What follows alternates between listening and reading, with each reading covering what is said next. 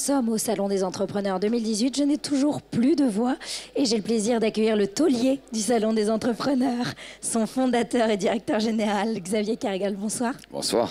Alors, c'est la 25e édition. 25 ans que ce salon entend aider des dizaines de milliers de visiteurs chaque année à passer un cap. C'était votre propos, quel que soit le projet. Alors, il y a 25 ans, les gens pensaient que vous faisiez un salon sur le BTP. Parce qu'un entrepreneur, c'était connoté construction. Le mot entrepreneur, c'était le bâtiment et travaux publics. Donc effectivement, le sens du mot entrepreneur a changé en 25 ans, mais les gens étaient persuadés qu'il y avait des stands avec des bétonneuses, des parpaings, etc. Et non, ça a évolué, ça a évolué. En 2018, j'ai l'impression que le portrait robot de l'entrepreneur, il a un peu évolué. Quasiment, il n'existe même plus le portrait robot classique. Exactement, il n'y a plus de portrait robot de l'entrepreneur. Pendant des générations, pour ne pas dire des siècles, on était entrepreneur plutôt par filiation. Ouais. Fils d'artisans, filles de commerçants, artisans ou d'entreprises familiales ou de grands capitaines d'industrie. Donc c'était beaucoup plus par filiation. Et depuis maintenant une vingtaine d'années, année après année, le mot entrepreneur et l'entrepreneuriat s'est totalement démocratisé, devenu quelque chose de populaire. Pour plein de raisons d'ailleurs, il y a tout un tas de raisons. Et à partir du moment où les entrepreneurs ont été starisés ces derniers temps, ça a créé des icônes, ça a créé des stars. Oui.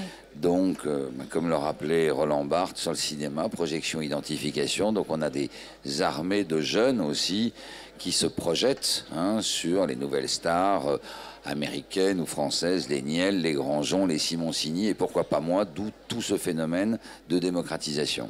Et les chiffres le prouvent, puisque la création d'entreprises, elle a battu son record en 2017. Oui. Absolu. Quasiment 200 000 entreprises ont vu le jour l'an dernier.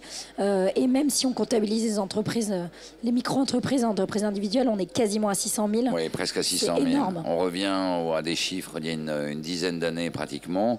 Alors bien sûr avec les auto-entrepreneurs à l'intérieur. Mais on a des chiffres qui explosent littéralement. Alors l'ambiance, le climat y est pour quelque chose aussi.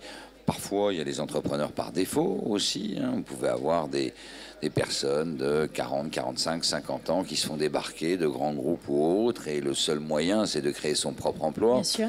On appelle l'entrepreneuriat par défaut, mais ce n'est pas un mal pour autant. On a de plus en plus de création d'entreprises sous forme sociétale. Donc ça veut dire que ce sont des entreprises qui aspirent à grandir. Puis peut-être le chiffre le plus incroyable encore, toujours, c'est 13 millions de Français. On l'a revu encore dans notre sondage Opinionway. C'est 13 millions de Français qui disent rêver de créer une entreprise. Alors, il y a une part onirique, une part de rêve très importante. Mais dès qu'on fouille un peu dans des questions pour demander, mais est-ce que vous avez un projet précis? Et dans quel timing, dans quelle durée vous voulez créer pour essayer d'affiner ces 13 millions, on a 2,5 millions qui répondent « Oui, j'ai un projet précis et oui, je veux créer dans moins de 2 ans ». Donc c'est encore là des bataillons très importants, un réservoir, un terreau fertile. Et puis on voit bien que l'envie est là. Pour autant, l'entreprise peut disparaître aussi vite que l'idée est venue. C'est aussi, ça fait partie du thème du Salon des Entrepreneurs, c'est vous avez l'idée, ok, mais maintenant on va concrétiser. Et c'est vrai que c'est là où le Salon des Entrepreneurs est une mine d'or absolue en termes d'information, en termes de réseau. Et on le voit encore plus cette année. Ok, c'est bien de monter son entreprise, mais derrière, il faut la pérenniser. Il faut la pérenniser. Une entreprise accompagnée a 5 fois plus de chances de survie ou d'exister que quelqu'un qui part tout seul.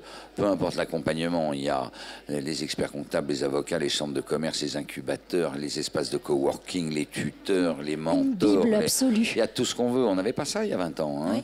On n'avait pas ça. Donc là, on a l'embarras du choix et c'est vrai qu'en venant au salon, ça permet aussi de voir tous ces sujets d'accompagnement parce que vous avez une compression du temps qui est va à l'encontre du temps de l'entrepreneur. Avant, on avait le temps. Maintenant, vous n'avez plus le temps. Vous avez une bonne idée, elle part, et tout de suite, 2 jours après, 3 jours après, vous pouvez avoir 3, 4, 5 concurrents. Et donc, cette compression du temps n'est pas un élément très positif pour les entrepreneurs. Donc, il faut aller très vite, tout de suite, en étant accompagné. La reprise d'activité aussi est un thème phare cette année. Oui, reprise, parce qu'il y a toujours un terreau fertile aussi d'entreprise en transmission. C'est une manière d'entreprendre. C'est une manière d'entreprendre, c'est même parfois peut-être pas forcément plus facile, mais pour des cadres notamment qui ont une expérience ou une expertise, et un peu de sous, c'est loin d'être absurde de reprendre une entreprise. Il faut les trouver, c'est pas facile, mais ça peut être un fonds de commerce et puis en ajouter 2 ou 3 fonds de commerce, etc. Donc toutes les stratégies de reprise sont très intéressantes. Alors, on n'est pas encore à l'heure des bilans, puisqu'on est encore en plein salon. Malgré tout, est-ce que vous avez déjà des envies pour l'année prochaine? Plein. Mais bon, c'est vrai que celles et tous ceux qui sont venus ont bravé la neige, quand même. Et malgré ça, on a eu des allées totalement pleines. On attend les chiffres. C'est des dizaines et des dizaines de milliers de visiteurs. Après, l'année prochaine, on va voir. Il y a un gros sujet sur les quartiers en difficulté qu'on voudrait certainement aborder et accompagner des gamins ou des gamines qui n'ont pas forcément la même égalité des chances pour démarrer et qui parfois, et on le sait, ont une énergie absolument incroyable, mais transformer cette énergie parfois destructrice en énergie constructrice sur la création d'entreprises. Il y a énormément d'associations de quartiers, de banlieues qui font des choses et de voir comment nous, on peut accompagner aussi toute cette part d'entrepreneuriat qui n'a pas forcément les mêmes chances que celles et ceux qui font des bac+2, +5, +7, voilà. Merci beaucoup, Xavier Carrière. Merci à vous.